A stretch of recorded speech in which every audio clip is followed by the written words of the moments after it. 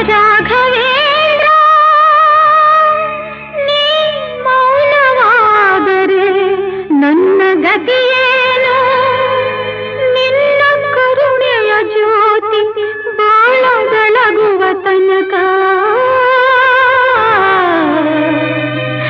ಬಿಡೆನು ನಿನ್ನ